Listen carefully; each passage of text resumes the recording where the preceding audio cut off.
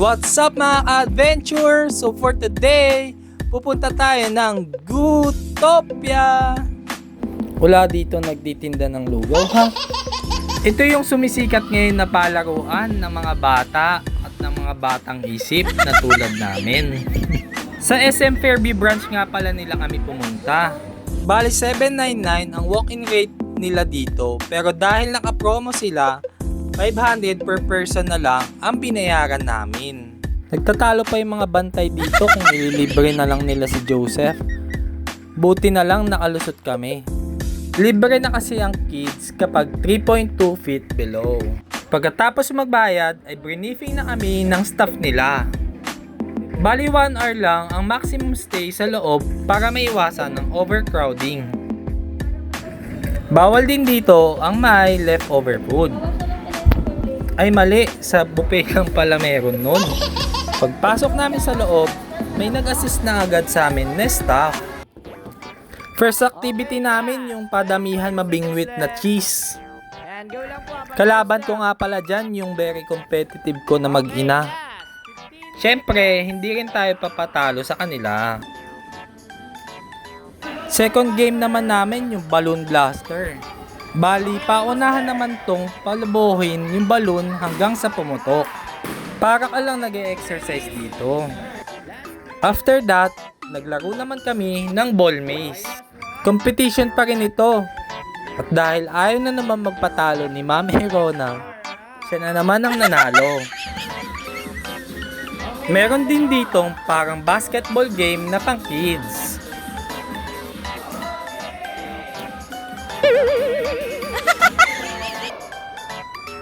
At target shooting na parang Angry Bird.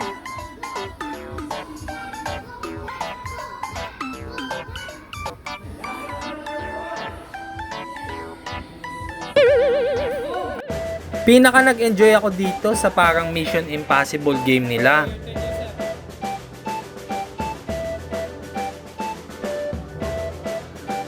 Bali, kailangan mo makatawid sa dulo na hindi ka tinatamaan ng laser within 60 seconds.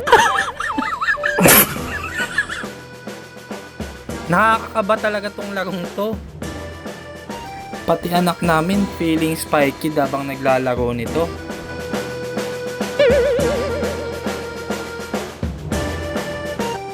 Feeling ko nga kamukha ako si Tom Cruise sa Mission Impossible habang naglalaro nito.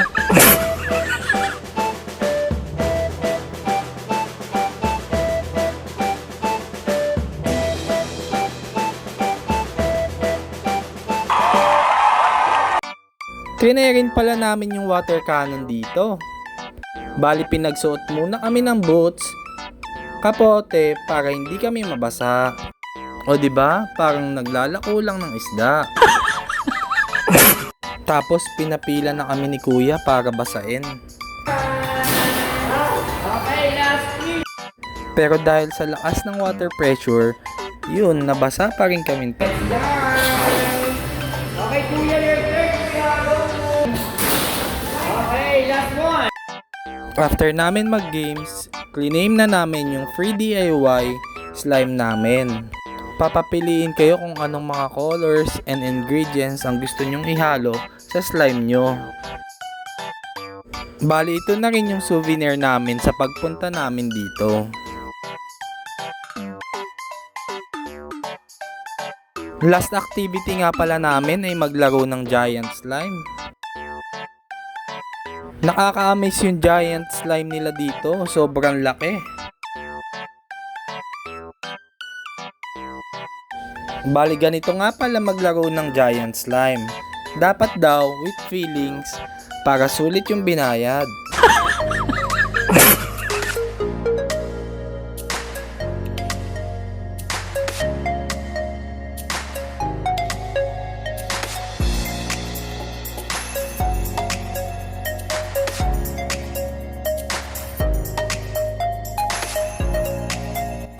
Overall, nag-enjoy naman kaming tatlo, lalo na si Joseph. So dyan na nga pala nagtatapos ang vlog namin, mga adventure. See you again next time. Don't forget to spread love and happiness. Bye!